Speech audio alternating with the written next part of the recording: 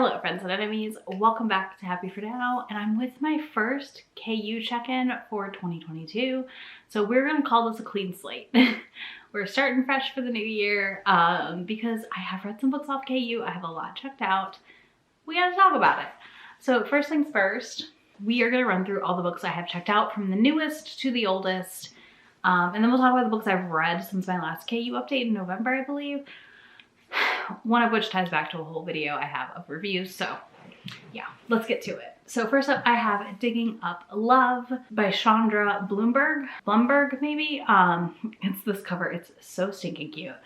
I am really excited to listen to this. This is on Kindle Unlimited and the audio is included with Kindle Unlimited and it's very high on my priority list. I literally just checked it out and I'm hoping to read it in the next few days. We'll see. The next book, which is one that I'm almost done with, is Pair of Fools by Lillian Lark. This is the second book in her Harpy series. This is a pseudo buddy read for my members. I actually checked out the wrong book and was reading this when I should have been reading a different book that I've already read now. So we just decided to chunk it in with this month and we are reading it now and I'm living for this book. Then we have That Time I Got Drunk and Saved a Demon by Kimberly Lemming. This is one that I've checked in and out multiple times actually since the last video and I'm 100% reading it soon because I have to. I have to read it. I keep wanting to read it, which is why I keep returning it and checking it back out. And my plan is actually after this video, if I don't read all of these, I'm returning them all. And we're gonna start fresh in the next video. I also have My Funny Demon Valentine by Aurora Asher. I was recommended this by one of my members and I picked up a free novella from this author as well through her newsletter.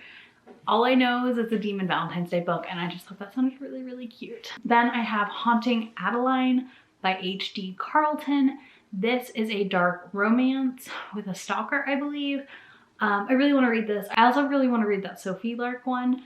But yeah, I checked this out because the TikTok sold me on it. I'm not gonna lie to you. Then we have Maybe One More Time by Christina C. Jones, the last book in the Vegas Nights trilogy, and I need to read it, but I keep putting it off.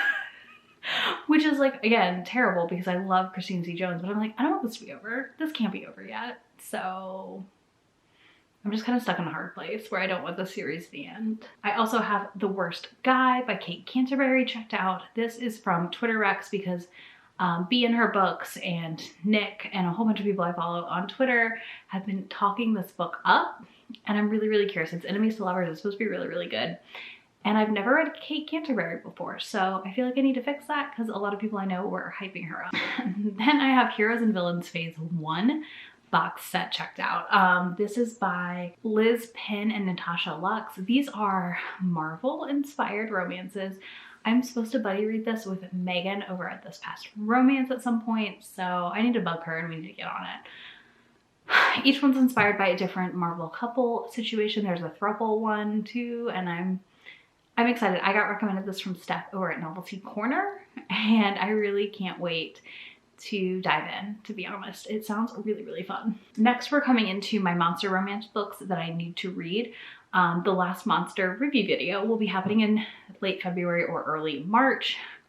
I have to check when one of the last books comes out. So, Romancing the Stone by Jessica Haynes, Bees and Honey by Victoria Wayland, Whispers in the Wood by Casey Carmine, Fear by Anna Kinsley, Strange Visits by Kate Turner. So those 5 or so are all part of the canceled romance anthology, monster romance anthology that Violet Gaze Press was doing. I just need to finish them.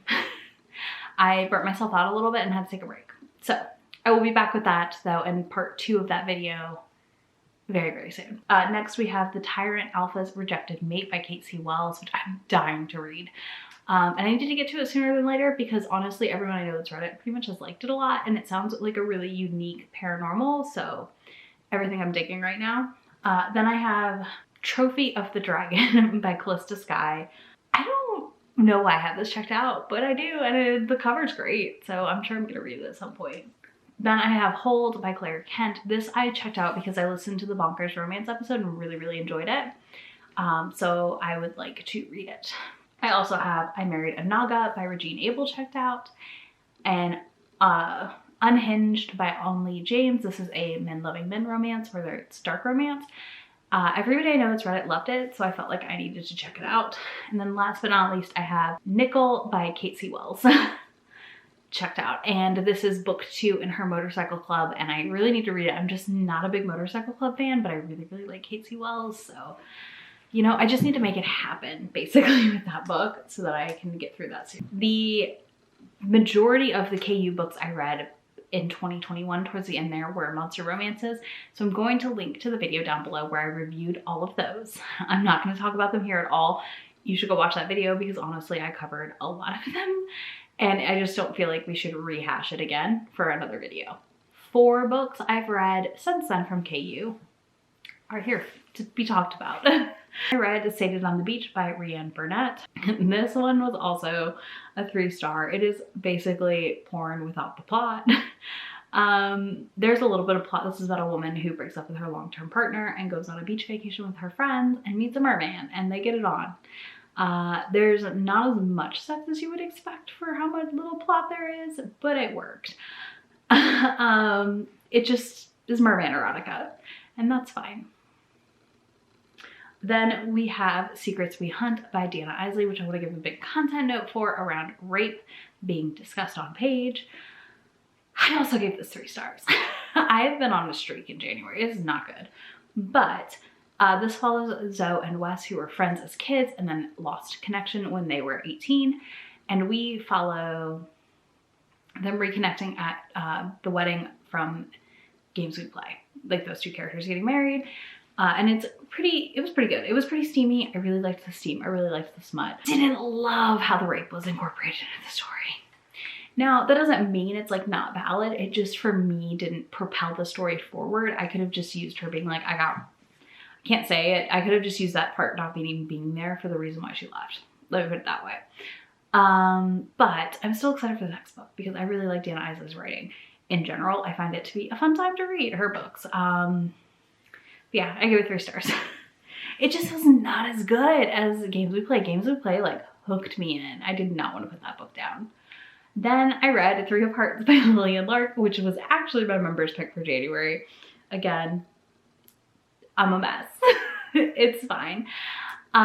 This is a menage or a poly relationship, I guess, whatever you want to call it. It's a triad. And this follows a harpy who finds her 2 mates, one of which is a demon and one of which is a shifter, a wolf shifter. And it's a really good story. I really, really enjoyed this one. This was one of my few like really good reads so far this year, which is disappointing, but I did give this 4 stars and I had a fun time. I think the way that like the 3 of them worked as, together as a triad was really, really good, really fun to read. The plot was solid. It's a solid world building happening. Like, I really, really like Lillian Lark's paranormal, and I think she's so talented. And I can't wait to read more from her, to be honest with you, because I just really, truly adore her books. And I really enjoyed how like each one had different insecurities in the relationship and they were handled. Just all around it was good. And then it just made me really hungry because our wolf shifter is a baker and I love a baker hero. Like, it's just always so fun. It's different. I don't feel like we get it enough. So I'm excited to hopefully find more this year. But yeah, those are all the books I read from Kindle Unlimited so far this year. In February, when I update you, we will talk about everything I did read, what I returned / checked out new, and we'll just keep going from there, and we'll just, you know, see how far I get this year and getting through some KU books.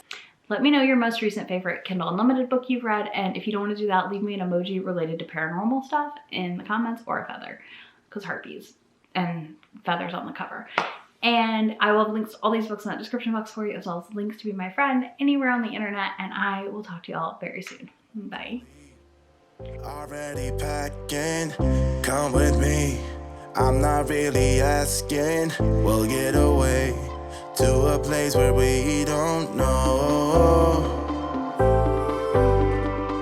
About to see the world in action, what we can be. Life with no distractions, we'll get away.